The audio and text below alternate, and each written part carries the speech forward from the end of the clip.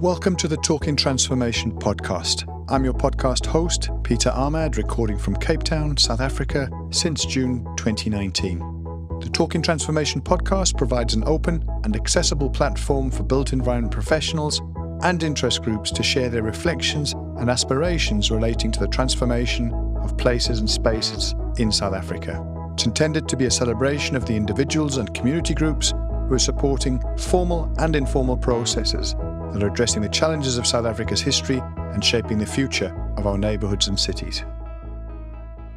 Our latest episode of the Talking Transformation podcast picks up from a couple of episodes ago when we considered the genesis story of the development action groups Contractors and Developers Academy.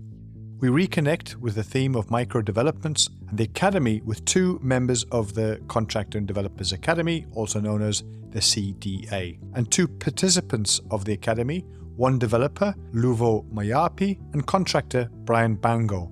Both share Eastern Cape heritage and reflect on their transformative experience in the Western Cape within the small-scale rental sector. These are inspiring stories from inspirational individuals who are helping shape the sector through their business pursuits and the collective activism as members of the fledgling umbrella body, the Township Development Forum, or the TDF. It's a special episode and one I'm very excited to share. I think it clearly demonstrates the energy and potential of the sector and the passion of all the participants. There's a clear message for the financial sector and big funders: get involved and get informed about the shifting dynamics and opportunities in the township property market. Listen on to find out more, and as always, we hope you enjoy the episode. So it's just gone 10:30 on Saturday morning, Saturday the 8th of July, and it's absolutely fantastic to be back in Observatory with our friends and the team here at the Development Action Group, Contractor and Developers Academy. I'm joined by two of the colleagues from DAG, as well as two past participants of the Contractor and Developers Academy, the CDA.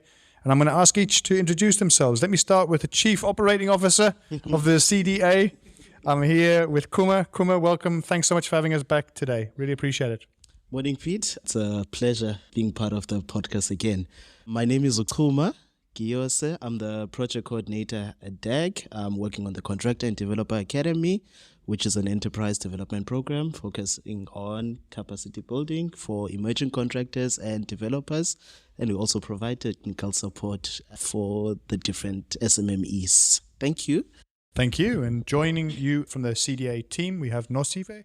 Nosive, welcome. Great to be back here with you today. How are you? Good morning, Pete and the team. Thank you very much for having me. I'm feeling a bit nervous, but yeah, I'm also excited for the podcast. So my name is Nosive Ngawe, and I'm the project officer at DAG, working with Ukuma and the team on the Contractor and Developer Academy. Thank you. Thank you, and thanks for being part of this morning. Rainy day. We're not sure if it's rain, sun, or shine, what's going on out there, but it's lovely to have you here with us today, Nosive. Thank you. And then Mr. Brian Bango, what an absolute pleasure. We've known each other for a couple of years. We've been talking about this for a long time, Brian, but it's lovely to have you here with us today. How are you this morning?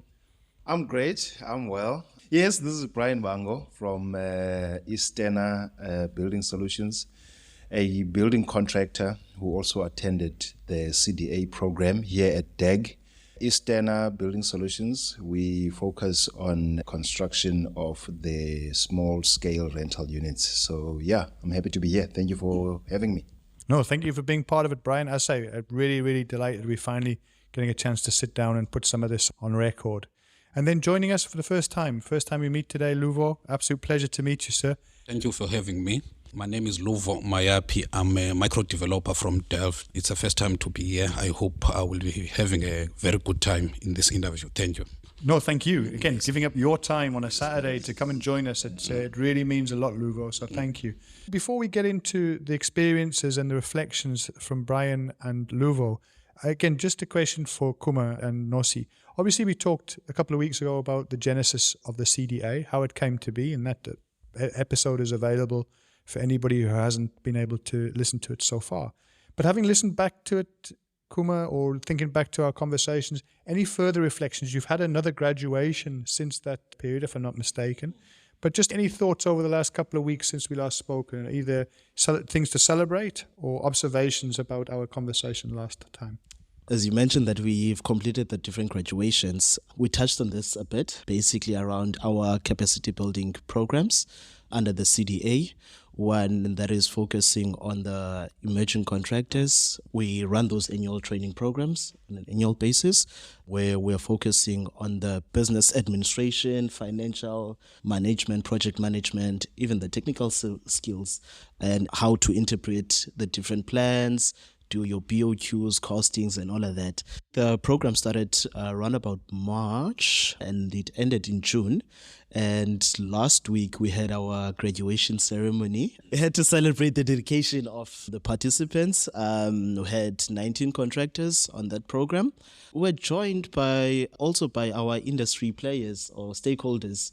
Your Masters Builders Association, the City of Cape Town's Business Hub, the provincial government around the Economic Empowerment Department under Human Settlements.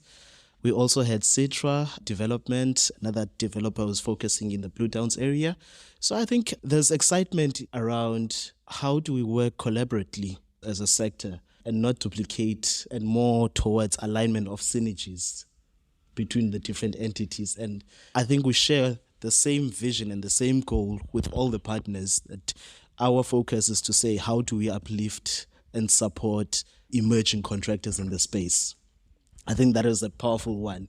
And then also we had the small scale developer course. So it started in April, ended in June. So what we do on the course, we cover from your conceptualizing of a development up until the different modules focusing on feasibility studies, getting your building plans approval, planning processes, understanding the financial environment, doing your feasibility evaluations, market analysis, and all of that, up until your asset management. What we do in terms of the outcome of the course, the participants usually present their development proposal to a panel of industry experts or industry players. And fortunately, this year, we're joined by the WCPDF, Dion, who was chairing that group of panels. And that's the Western Cape Property Developers Forum, right? Yes, the Western Cape Property Development Forum. We are also joined by African Bank from the financing perspective. We are joined by Simon, who's coming from the town planning fraternity. And then we got another developer who's operating in Stellenbosch. So it was a panel of those industry experts. And I think the feedback also there was quite positive. They could see the potential also of the small-scale rental sector, that it requires that collaboration also and different mechanisms. We also need to look at, yes, whilst we're engaging on the regulations to enable compliance, but also there's additional support or mentorship in the space that is required. Entrepreneurship tends to be a lonely journey. And if you don't have a sounding board, I think if you don't have a sounding board, you'd find a situation where you're on your own out there. No feedback loop mechanism, anything like that. Yeah. So even them, they raise their hands to say, how do we support these developers in terms of growing their businesses and growing up the property ladder or the development ladder? Fantastic. No, it sounds like you've been busy. Sounds like you've been properly busy. And Nosiwe, I mean, your reflections on the last couple of months, been busy, as we've heard, but just any thoughts from your side before we hear from those who've either taken part in previous versions and the value of what you've been doing? Yeah, I think what stood out for me with this year's class, especially the contractor course, it was more of like a applied construction management, because they would apply everything that they learn immediately into their businesses. So we had people giving feedback as we learn. When we move to the next module, I use that, and this is what had happened in my business. For example, the people who were used to pay an accountant to get the tax certificate, and they didn't know that they actually can do that themselves. So people actually learn that what they didn't know, and also they know what they do not know, and they know where to go to get that information or that service. So I think for me, that was right stood out for this year, is that as we move to the next module, people would actually apply what we learn, and they come and give feedback and say, this really helped me in my business. So yeah, I was very happy with this year's class. Great job, Nossi. And again, huge appreciation to you and the team for the services and the program that you've put together. I think more strength to you. And as long as you're doing it, we'll be behind you in whichever way we can to support and communicate. And Let's come to two of the participants. As I say, there's Brian and Luvo. I think, Brian, you and I met maybe 2 or 3 years ago when I was studying with the team here, and I was kind enough to spend some time with the DAG team. And this was a real of interest to me as a town planner working in the city of Cape Town at that stage, trying to understand this phenomena, this massive growth, what I was seeing it in Dunoon, driving past every week, that Dunoon was changing fundamentally from what even in the 7 or 8 years I've been in the Western Cape. And it was this, but how are we responding to this? I'm responsible, or was responsible, for the forward planning, for the policy development in the city at that time. I'm trying to think about, what's our response to this? What's going on? And obviously through DAG, the CDA, it was obvious that there was already a very serious engagement taking place with those who were involved with it, and at the same time trying to bridge into and understand with the city how that could be more sustainable in terms of being something that's happening, but there's no sense of governance or arrangements. You've been in the contracting side of it. You've built some of these things. Tell us a bit about the journey that brought you to ultimately that work with or participate in that course. It'd be really interesting to hear that story and understand what some of those challenges in those early days were, and how's it going for you in July 2023? Where do you find yourself? The journey of myself getting involved in the building construction sector started the time when I arrived in Cape Town. It was in 1992 when I came to Cape Town from the Eastern Cape in Ngaleni. A young boy, obviously staying in Langa, renting a shack at the back of someone's house in Langa. My mom is a domestic worker, and obviously, she could not afford to buy a house, so she resorted to renting a shack in Langa. And then from there, we moved to Constantia, where we stayed at the back, like a cottage at the back of my mom's madam's house. Then from there, my aunt was staying in a place called West Lake Squatter Camp. And then from there, fortunately, my mom got a space as well within the West Lake Squatter Camp, where she constructed her own shack. And then I think it was in 1995 when my aunt passed away, and then the same year there was a shack fire. So this guy is coming from a Shibin. It's 2:00 in the morning. He wanted to fix himself something to eat, and he is like out, he's like drunk. So he was trying to cook, and then obviously I think he dozed off, he slept, and then his shack caught fire. And obviously, in a squatter camp, shacks are close to each other. Our shack caught fire. I was just in my deep sleep, and I just heard someone shouting, "Umlilo, umlilo," meaning fire, fire.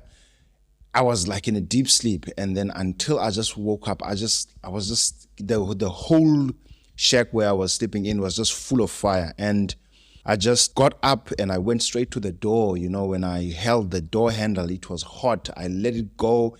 And then I think there was a guy outside who kicked the door open, and it slammed me on my face. I fell. He came inside, and then I think he fell on top of me, and then he felt that, okay, this is a human being, and then he managed to pull me out. But anyway, to cut the long story short, it's been in my life the whole time since 95 that, Brian, you came to Cape Town, you stayed in a shack. You are a victim of a shack fire. You know how it is to stay in a shack.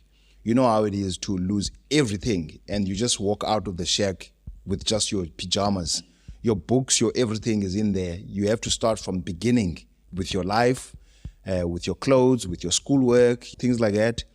So for me to be in the space of constructing affordable houses is very close to my heart. And that is why every time DAG called me to participate in an event or to come into a meeting, to come and interact or have an opinion or have an engagement, I always avail myself, because I feel that this is a very important sector for me to participate in, because it will help me to prohibit another shack fire by building an affordable home for someone.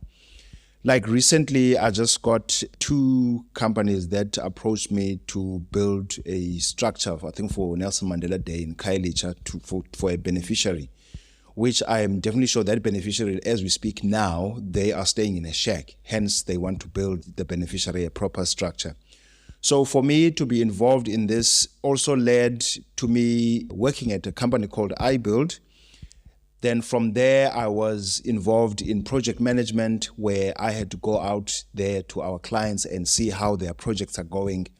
And from there, it really gave me a sense of wanting to own, or not wanting to own, but maybe wanting to get more involved in the affordable housing.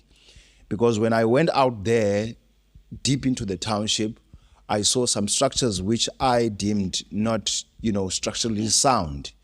And I saw that people are just grabbing anyone who says, I know how to build. No, I was working at maybe a site somewhere. Maybe the guy was a laborer. He didn't know how the whole thing starts from the bottom up. So, you would see structures with a wall that is skew. I mean, that wall can fall anytime. You would see that the roof is not properly built. Any wind that can come can rip that roof away. So I said to myself, you know what? I think let me play in this space, the construction space, specifically the affordable housing space. And I met with DAG. I think that was in 2016 or 2017. So then I wanted to get myself aligned with organizations that are within this space, because iBuild Home Loans was a company that was providing finance for people who want to build the small-scale rental units. So doing that gave me exposure to buildings in the township that are not finished, probably lack of finance, or probably the contractor ran away with money. So I said to myself, you know what, Brian, get into this space, but obviously do it the right way.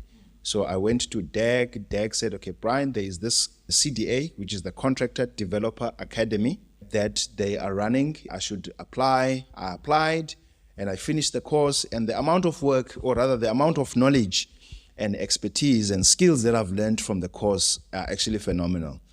Because I was always looking at a plan and I was asking myself, how does one read this thing and start to take this thing out of the paper into something that is concrete, you can see, you can touch and feel, you can go inside it. Because sometimes you look at the plan and you see the floor plan, you see the elevation, and you're like, oh, so it's gonna look like this. And I'm so proud of myself and owing it to DAG as well for upskilling me to know how to take something that is from a page, which is a building plan, to something that you can walk into and feel that you are a human being. Because for me, I know we've had a lot of interactions with people where they said, no, we have to teach people how to build shacks. And I'm like, you need to teach people how to build shacks. That doesn't, to me, that doesn't bring any or restore any dignity to someone. But if you build someone a brick and mortar structure,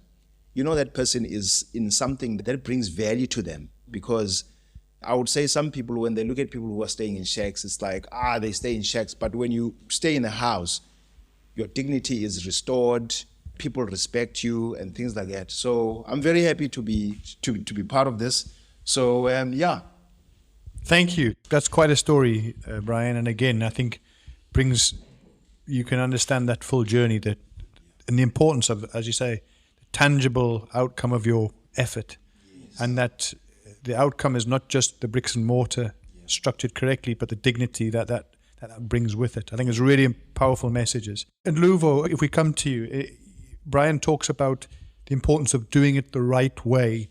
You're in the game of developing. I think you have 3 buildings and structures. Perhaps you can tell us a bit about that, how you came and the challenges you faced. And why is it important to do it the right way? Why is it not easier to take the shortcut and find a way? So I'd love to hear your story and what brought you again to this space with the CDA. Firstly, let me start by giving a background of where do I come from. Firstly, from Eastern Cape, came into Cape Town in 2003.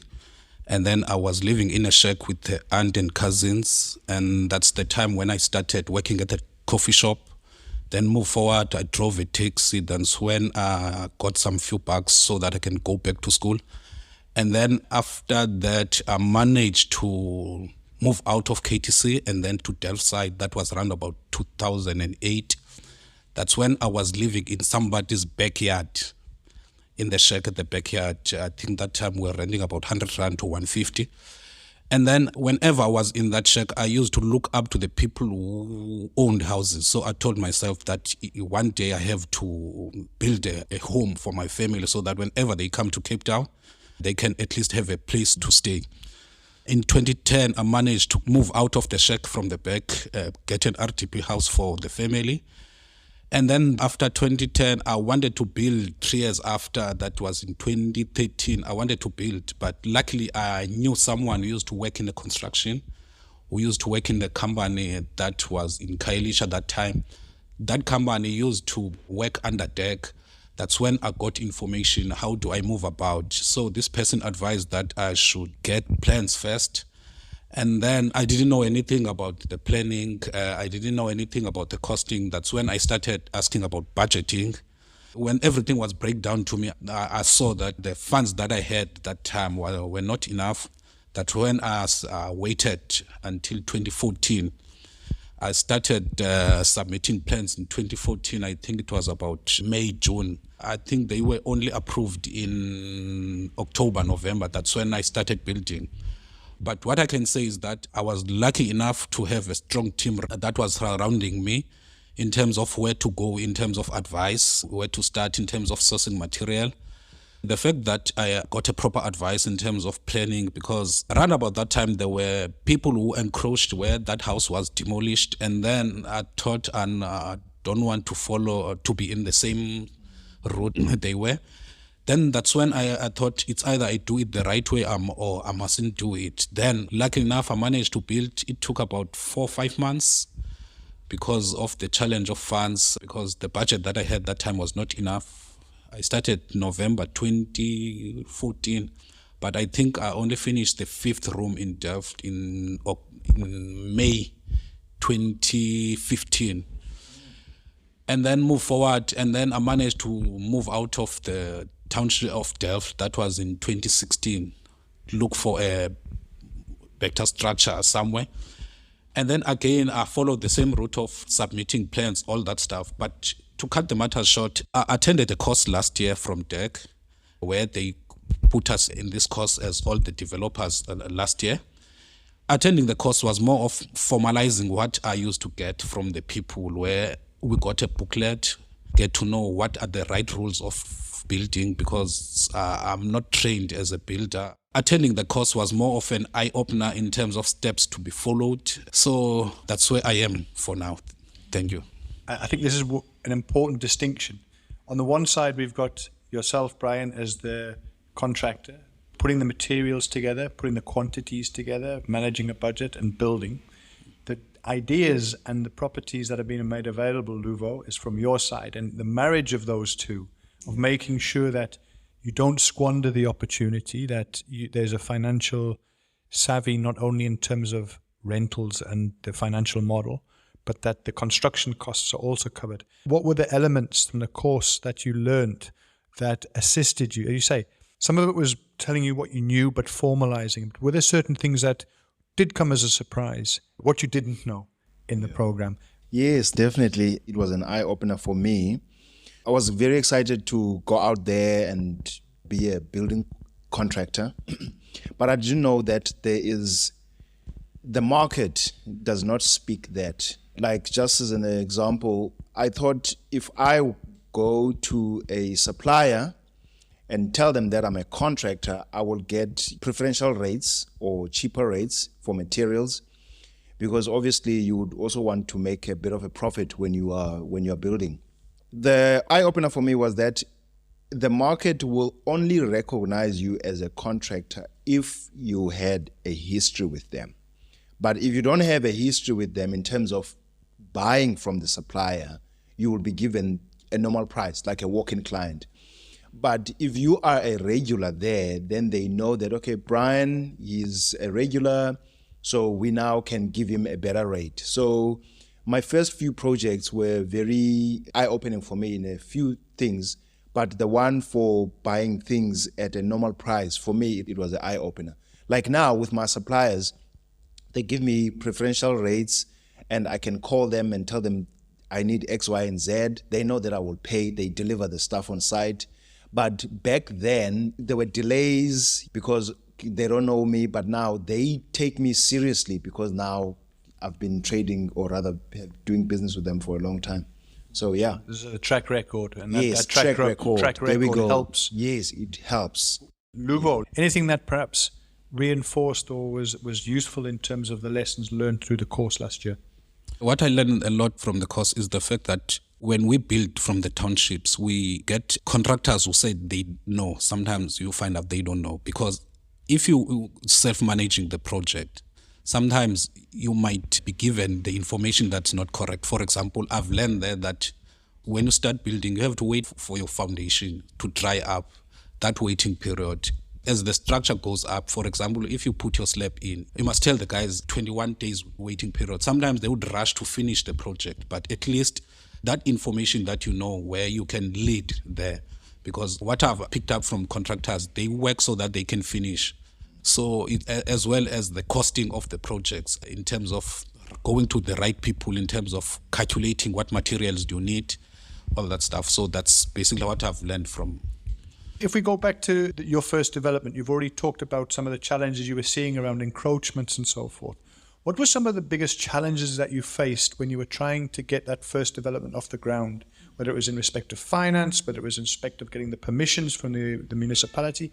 Just to take us back to that time. And if somebody's listening to this saying, I have ambition to do this, but I don't even know where to start, what do you think the things they're going to face based on your experiences?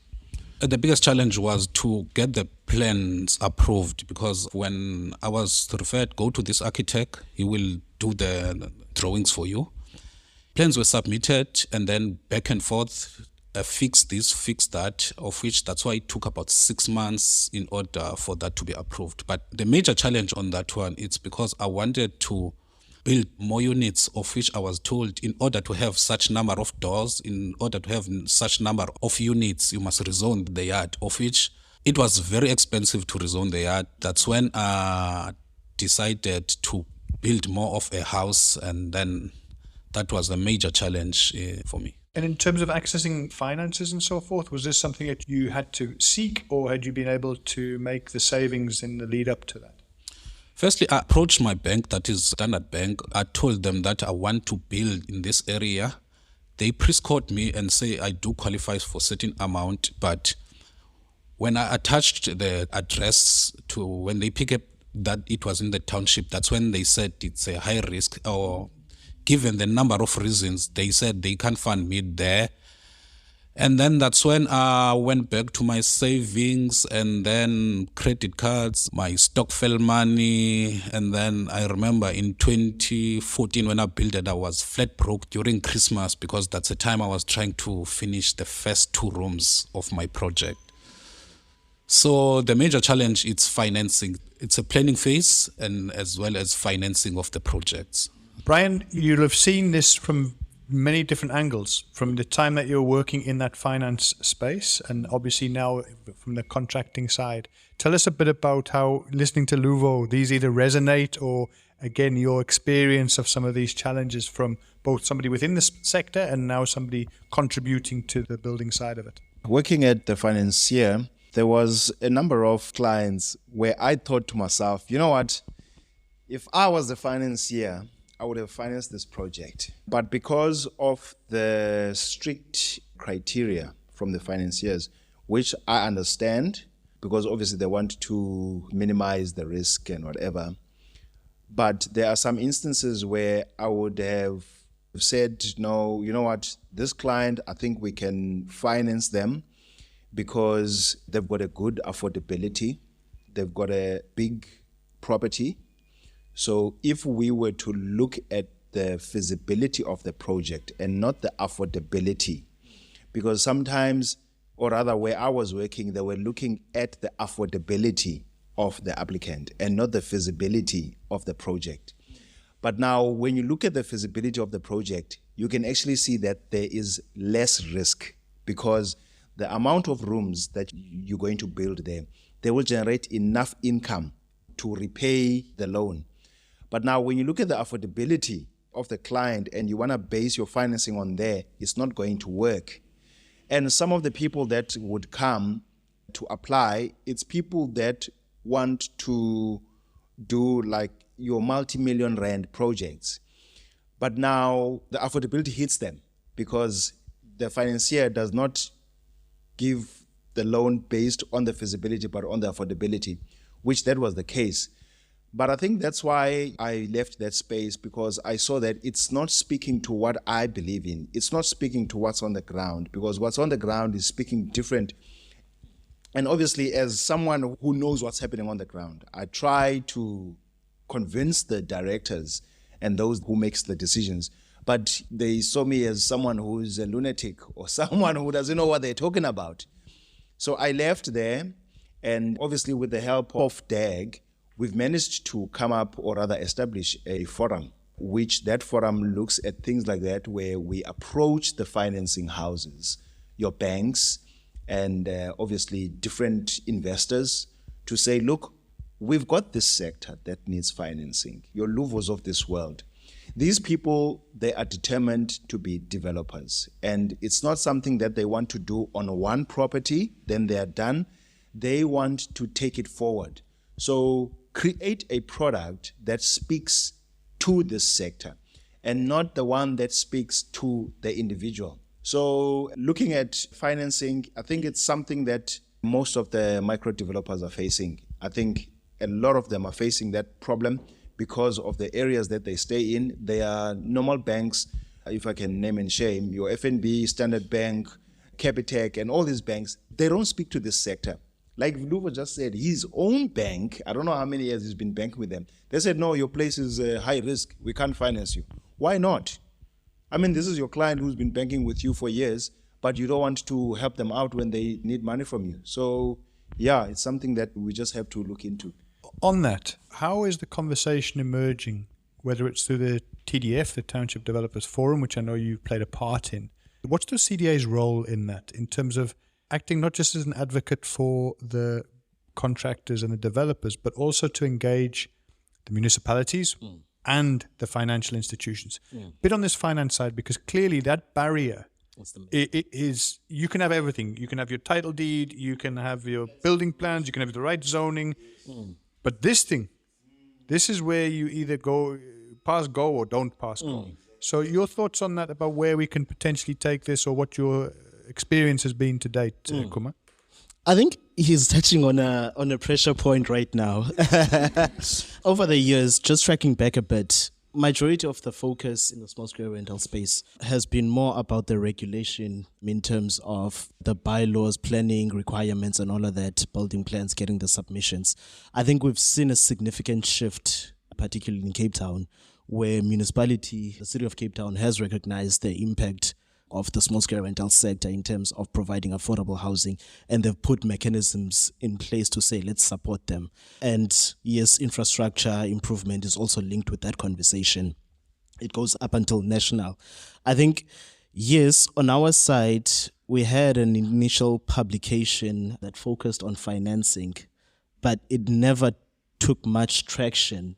I think it's the entry point where, how do we enter those conversations with the mainstream banks, even with the state itself, the entities like your NHFCs, they have a role to play also in terms of financing the space. This year, our focus was to say, there's work underway around compliance. Let's focus on the financing aspect of it.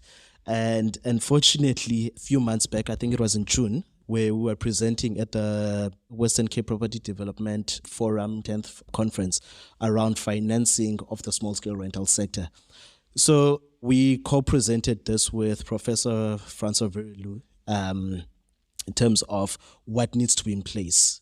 And for us, we're putting out a model, and what Brian is speaking about in terms of looking at the potential of the development, rather not the affordability of the individual. Or the geographic area. Or the geographic area, yes. I think that's the one. And we got a bit of interest from entities. Hence, you heard in my opening remarks where I think when I was explaining the course, where African Bank was there.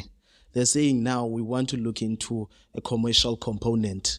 For example, it's not yet, but there is interest from certain institutions to say, let's create packages There's other institutions that we've been having conversation, but it ends up at conversation. I think for us, the major challenge is how do we unlock, or who raises that hand to open the door for us to have a conversation. I think that has been the major challenge even for the sector itself.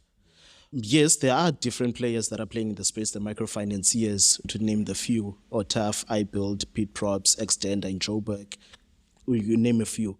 So the response has been to say from the banks, we are working with the intermediaries because the intermediaries are familiar with the space. Yes, intermediaries have their own role to play, but you as the mainstream banks, you also have a role to play. Majority of your clients are banking with the mainstream banks.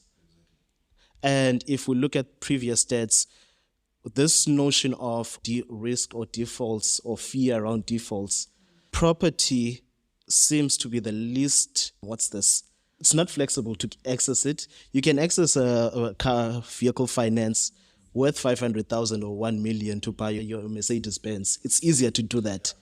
But now when you want to unlock future assets, it's difficult for you to unlock that. I think that is a conversation that we need to have and be frank about it. And this is the lowest default market in terms of if we compare to others. From a risk profile. Risk profile. Let's come to that. I mean, Luvo, your tenants, I'm not sure how many you have through your 3 properties, but the vacancy rate, how does that work? How effective is your leasing strategy? Do you have a strategy, or is it that the demand is so overwhelming you don't have that problem? I can say I'm not sure if I'm lucky or fortunate enough to not have any defaulters, and at the same time I don't have any vacancies. I think only during COVID, where it was only 1 month, someone was retrenched and then that person had to go to Eastern Cape. It was a matter of in the following month I managed to get a tenant. So also on that note, I think it's about how you look after your tenants, if you maintain your property, so that they must be appealing to whoever that is outside. Whoever is outside must be looking forward so that he can occupy one of your rental units.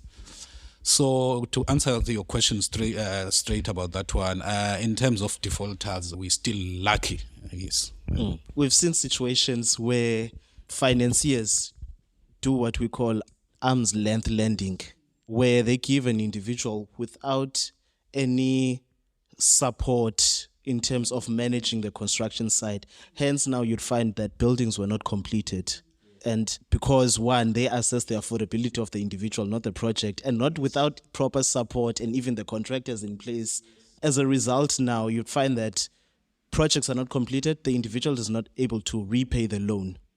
So now when we're thinking about financing or the model itself, whatever comes up, it needs to come with that technical support to ensure, one, quality, compliance, everything is ticked. We've seen so many developers do want to comply and are willing, but it just requires that additional support. Talking about arm's length lending, it does then transpire to a building that is not compliant. Because now as a financier, you have given this guy money that you think he can afford, and you haven't given him money that is feasible for the project.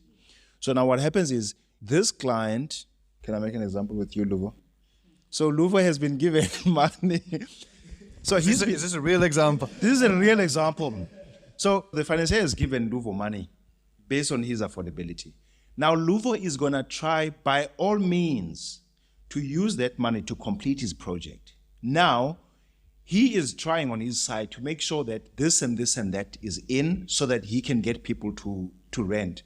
But on that process, he can see that, okay, cool, this structure is livable, but there's X, Y, and Z that he must still do. There's a demand out there for people who want to come in and rent his structure.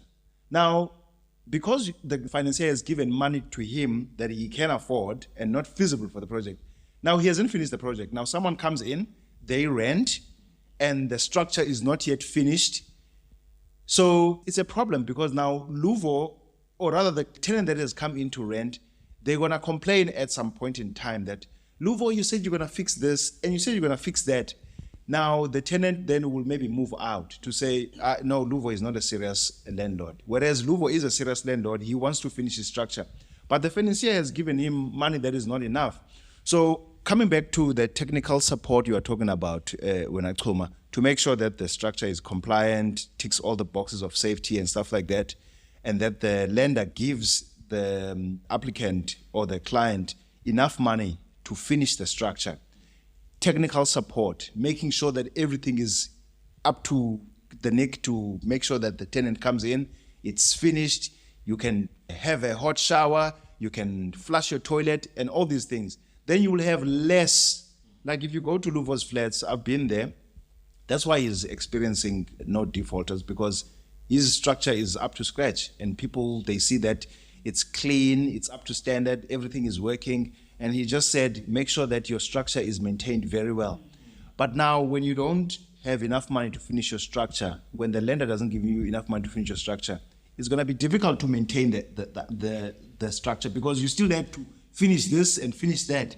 On that one, I think the money that was given to us in our third project only covered, I think, 70 to 80% of the project. So we got stuck, and then we went back to the financier, and then we said, "Won't you please top it up?" It was a struggle to get a top up from that one.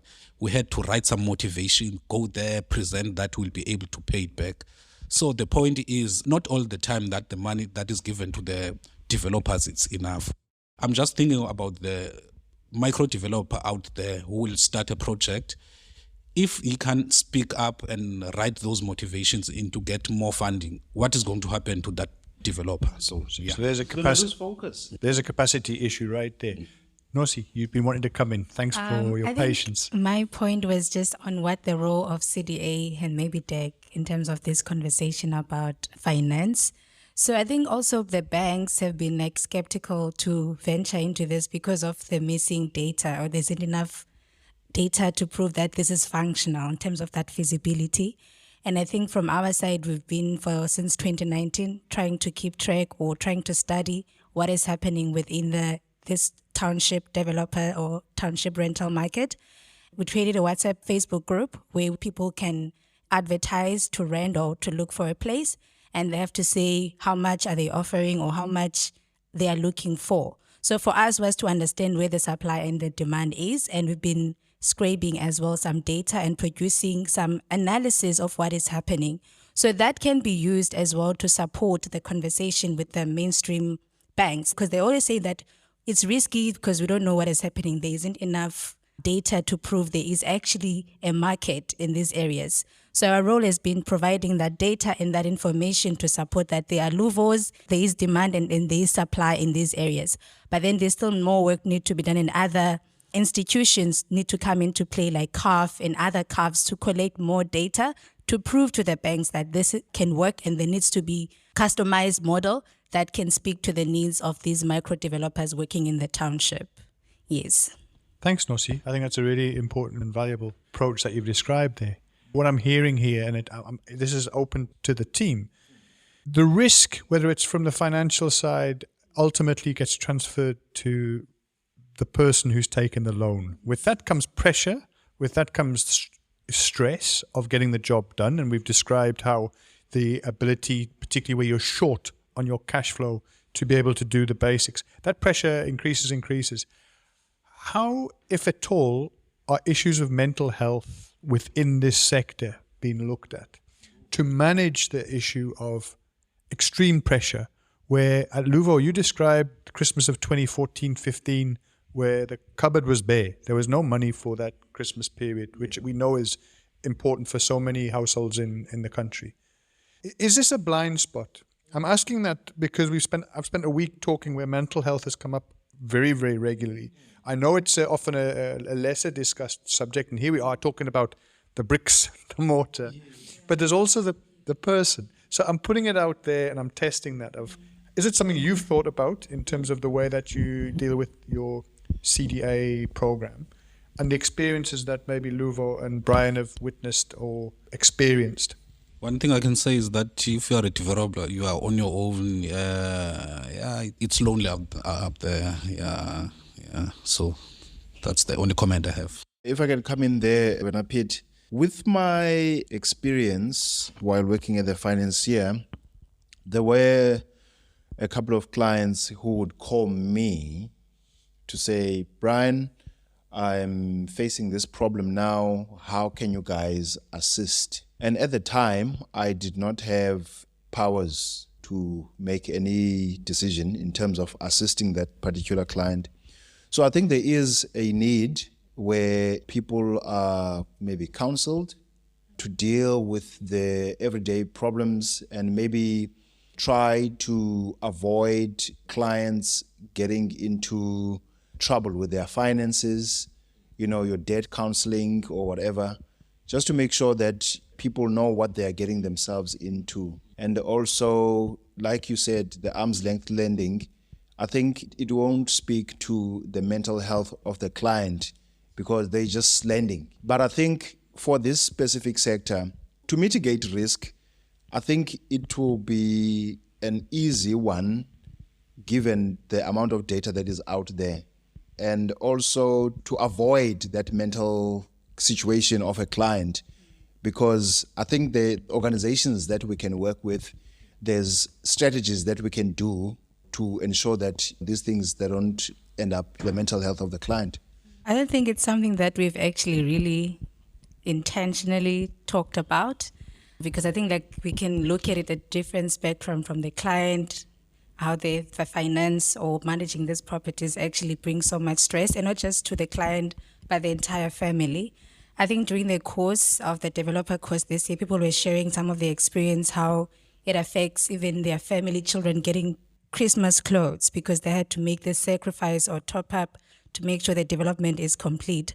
I agree with Brian that there needs to be that intentional, dedicated support to make sure that the client doesn't get into a financial distress that they will affect their family and their mental health. But I think on the side of the end users of this property, there's been some talks on how can make sure that the mental health of the tenants, because we're looking at densified places and some of these built units are not really home friendly or livable.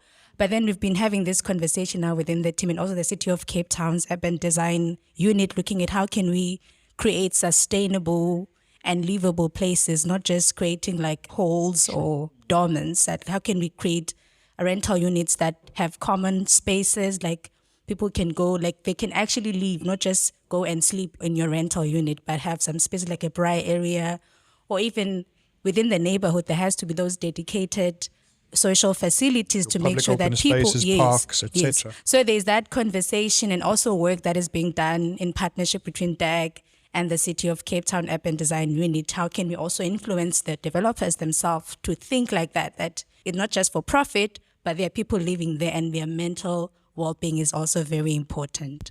But we haven't really looked at the client or the micro developers' well-being in terms of how it affects them. Can I just come in there, Pete? I think there's a great need. I've just experienced what this major client of mine that I build rental units for. And sometimes I provide maintenance services to their units after we have built. Recently, Eskom has installed second connections to separate the actual house electrical supply or power supply to the house and the power supply to the rental units at the back. So it's two separate Eskom boxes that supply power to the whole property for the main house and for the flats. But now there's been teething experiences that the landlords have been experiencing, and now they call me at night. Brian, this is happening. Brian, that is happening. You need to go to that property because there's no power. So that mental health situation, I think it's really needed. I think it's really, really needed because it's going to pile up until maybe someone gets stressed, anxiety and whatever. And, that could be a risk for a financier as well because this person now cannot cope with this whole thing. So that proper training, which I think DAG is much, much more capable of providing it within their developer space to equip the people to know how to deal with the tenant as well, because tenants can give a pressure. They can give a pressure. So, yeah. Yeah, and I also think there's also a role maybe property managers can play. Yes. Because we see in the other areas, the affluent areas, the big developers, they do hire someone to do that whole property management, deal with the tenants and everything. And I think that can also in this sector, especially for Luvos who have got multiple developments, they don't have to deal with all of that stress. I think we've also been working with Bukhole 2 Holdings, who also do these property development in the township. So I think that role can really help to elevate some of the issues that Brian is talking about.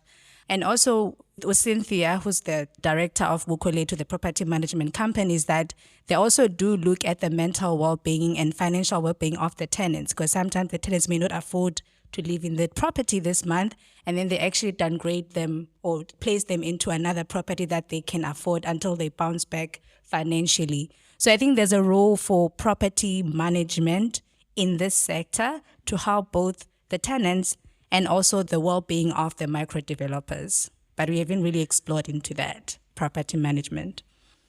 I think one of the things that is understated, and listening to both Brian and Luvo, your stories of coming from the Eastern Cape, coming from a situation where you have nothing and building something to where you're actually creating an empire. And I mean that in a humble way. You're building something which allows a legacy, which provides an asset base, etc. And that brings its own pressures. These are their own pressures. It's a transformative journey that you've been on.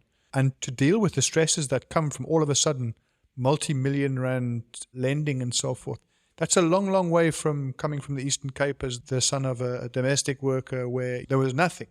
I think these are really important elements which I'm sort of reflecting on. It's come out from both of your stories. And that's why I think this issue is particularly important. It's one thing if you're the corporate CEO with a multi-billion rand portfolio. There's a degree of cushion and pressure that comes with that. But I'll guarantee you there's also an HR department that's putting an arm around that CEO to say, we'll support you. In this instance, it's the same stakes, but without that support network. Is that a fair reflection? Yeah, I think it's a fair reflection because those people also need a support within the space of small scale rental units, because it's not a new sector, by the way. It's a very old sector, but the government has just been turning a blind eye to it with the banks. The banks do have a department, like for example, if you have a bond with them and you can't pay, you are facing financial difficulty, I think there is a department that helps you to get back on your feet or to try and find ways on how to help you. But within this space, it's a problem because it's an old space, but those that are playing in this sector, it's still a developing sector, if I can put it that way. It's an old sector, but it's still developing for a long time. So there's new things that this sector must get, but it's just very slow. Yeah. It's quite a touching one, even though we haven't delved much in terms of looking at the mental well-being. Now, when you raised it, Pete, I reflected on my previous life before joining DAG as a building contractor like Brian. And what Luvo is saying, that it's a lonely journey there. You'd find situations where, one, you can't pay your laborers because there's payment delays somewhere.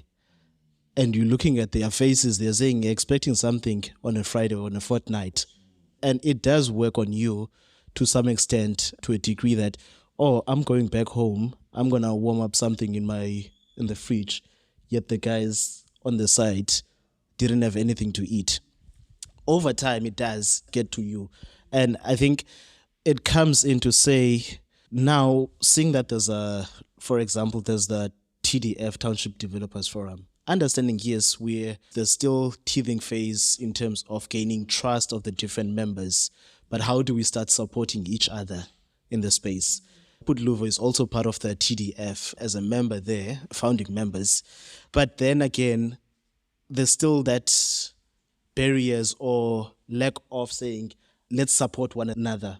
I think the question is, how do we turn entrepreneurship or the sector not to be a lonely journey for a person? Besides the technical, the financing, but also just having a person to communicate with. I think that TDF is a great structure, although, in terms of traction, it's a new organization and we're still trying to get it up to its feet. I think once it has gained traction, I think it will support a lot in terms of the lonely journey that Luvo is talking about.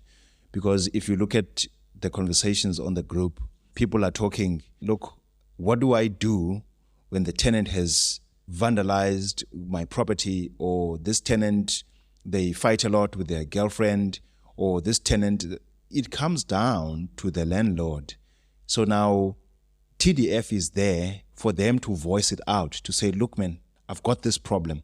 That lonely journey now that Luvo is talking about, it's slowly getting into a journey where now he belongs to a group of people that he can talk to say, look, I've got this problem. If anyone in the group has experienced it, how did you overcome it? It will also help in Down the line, I think we must revisit the TDF and a specific conversation with the Township Developers Forum. It's clearly going places and has a real role to play. I think the point you're making about its traction, its early days, but where it's going, I think it'll be a really useful plug-in somewhere down the line. So Brian will come knocking at your door to help us with a discussion with the members of the TDF in due course. I really want to say thank you very much to all four of you for joining us today. I've certainly, again, learned a great deal.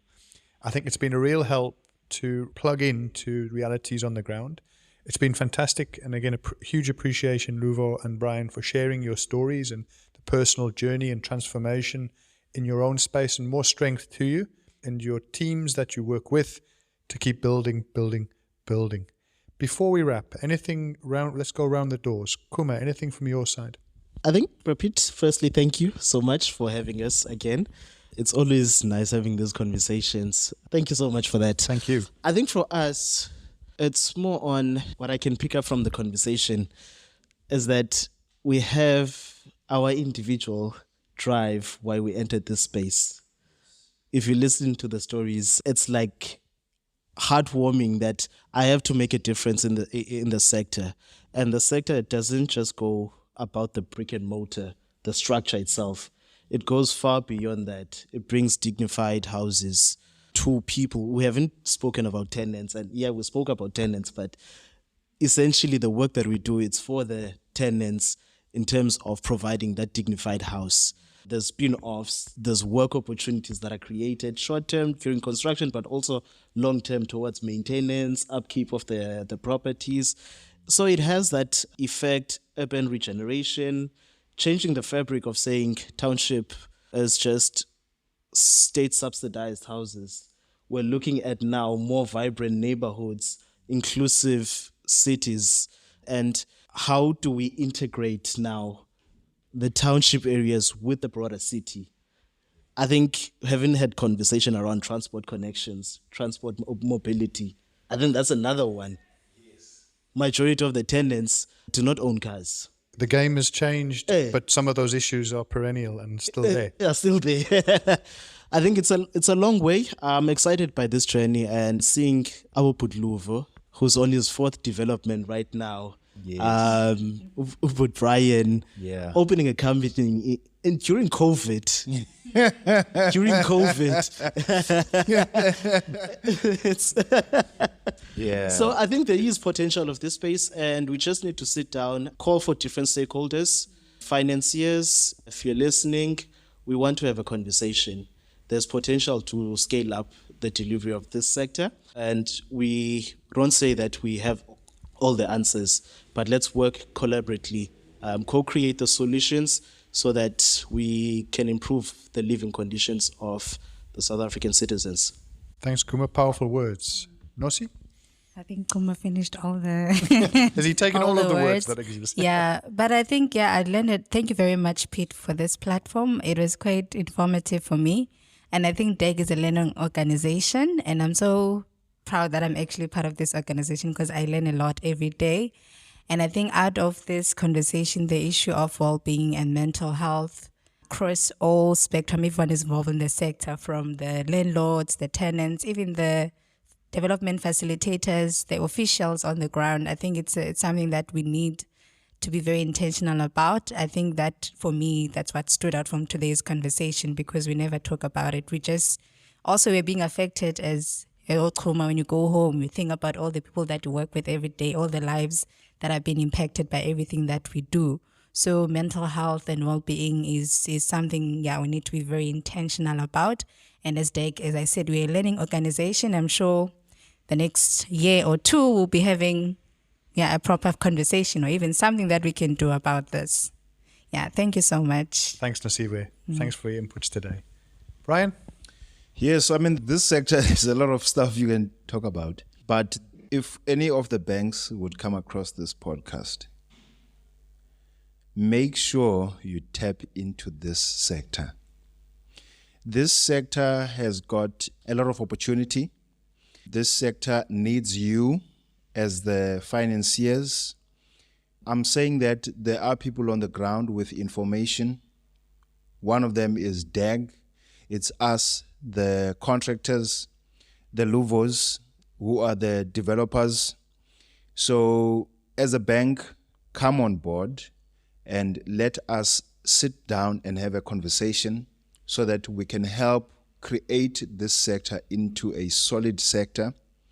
When we look at your affluent suburbs, your parklands, your newlands, we see these structures coming up and built by people who are the same like us and providing housing to other people who are same like us.